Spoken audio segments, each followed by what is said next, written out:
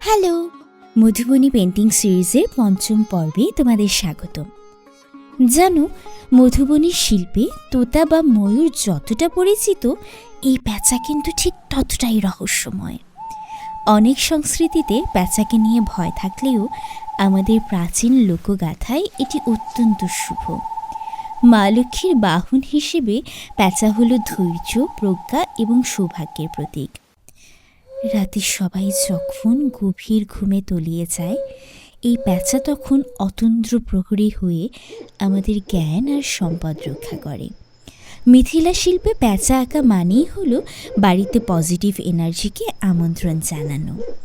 আমি এখানে প্যাঁচাকে শুধু পাখি নয়, প্রকৃতির এক গভীর স্তব্ধতার রূপক হিসেবে ফুটিয়ে তুলেছি।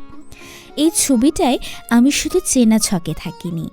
লক্ষ্য করে দেখো, বর্ডার আর প্যাঁচার গায়ে যে শৈলীটি আমি ব্যবহার করেছি, এটি মধুবনীর গোদনা শৈলী।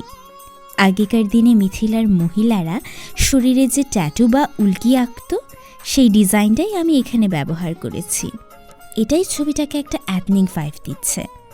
প্যাঁচার শরীরটা আমি সাজিয়েছি ভার্নিশ স্টাইলে, রঙের ভরাট কাজে, এবং ডানায় আছে সরু রেখার কাচনি কাজ। নীল আকাশের পটভূমিতে এই রঙের খেলা যেন কোনো এক প্রাচীন গল্পের সাক্ষী।